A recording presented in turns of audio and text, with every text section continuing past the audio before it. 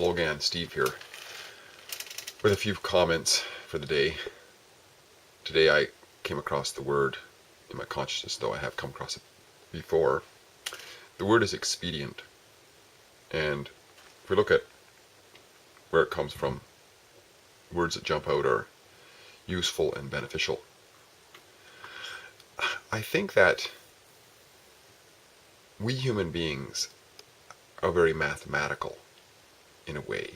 Like we bargain, right? We're enterprisers in our decision-making processes, and we tend to economize, generally speaking, on a cost-benefit basis most of the time.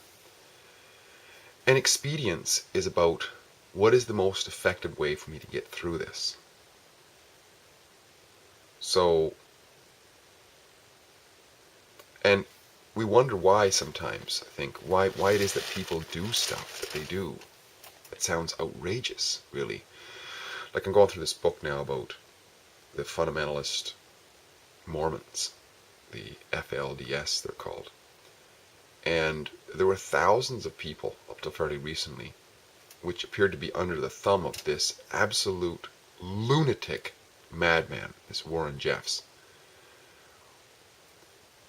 I mean, he would ride around near the end of his foray there with Harley Davidsons and sports cars and such, and he'd go and look at the strippers in Las Vegas and such, and his followers would send him thousands of dollars in bags, and they'd send him new cars and all of these luxuries while they lived in squalor. And it's kind of strange, isn't it? I mean, well, it's not so much strange in a way because they were brainwashed into that. But why do they keep doing it? Well, I think it has something to do with expedience. If we were to think for a moment, if we live in a society where we really don't know anything else, they were kept in ignorance and fairly remote area of mostly of the border between Utah, what's known as Utah and Arizona, quite remote, raised without any real education except, I don't know, how to titillate the prophet, basically, girls and boys, apparently, and how to, see somehow that version of God in their wacky imagination. And one of the really strong pulls that humanity seems to have is we tend to be tribal. We are group oriented, right? So to go against even that crazy way of thinking, surely people had moments of conscious recognition of what was going on. But in the cost-benefit analysis of just brief moments, it would be, I'm going to go along with this madness because the cost was too high to not. Don't know anything else. The outside world is completely unknown. It's like going into outer space almost. And if you violate in any way the prophet's dictates, he would cut you off, throw you out of the colony, have you thrown out of the colony. Your wives would be reassigned. You'd never see them again. You'd never see your children again. And you had no skills outside of that. And dump you off on a highway somewhere. You don't know anybody, no contacts, no money, no anything.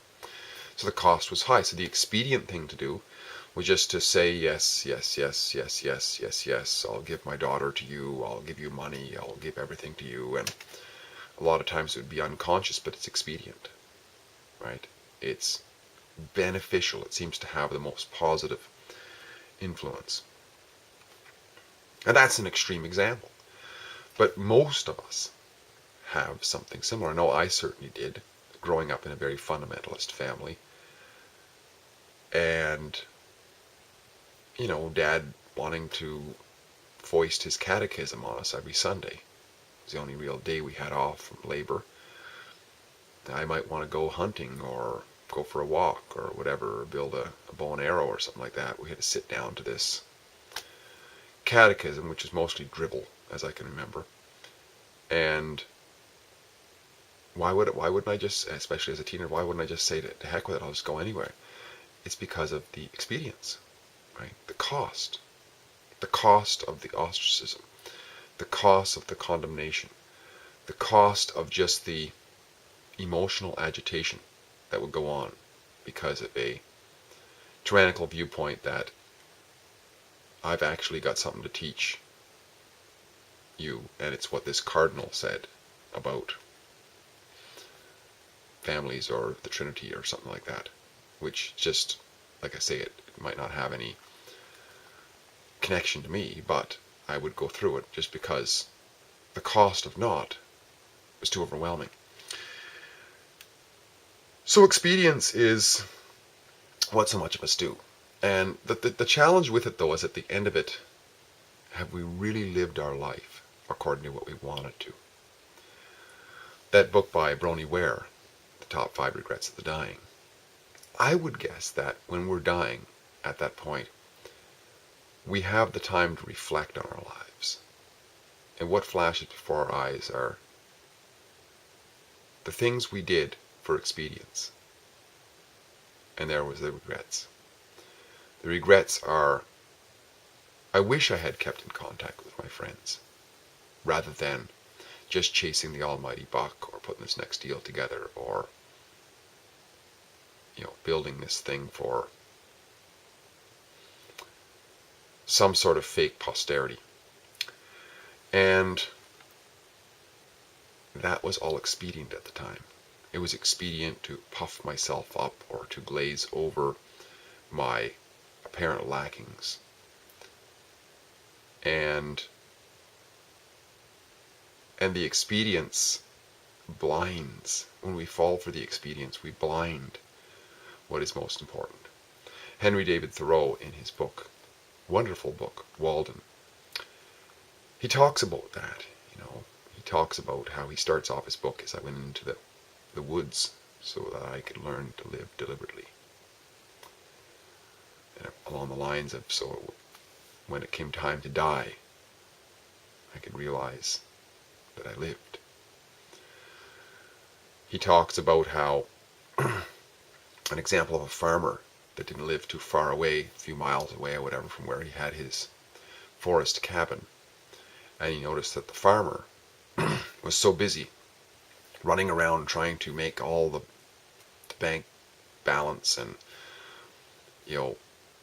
worrying about the crop and the cattle and all this sort of thing. David seemed to think that he was missing a lot of the subtleties of life, the butterflies and the breeze and the interaction between people. Like when he talked to him, it was always like he did it sort of politely, but he wasn't fully there because he was off worrying about the crop and so on in his mind. He was very expedient. He was very efficient. He was economizing his time for that. But David felt he was missing something. And perhaps when that man came time to die, he would realize that he spent too much time worrying about building that posterity and that structure, which may not have been important in the end. I think it's something to think about.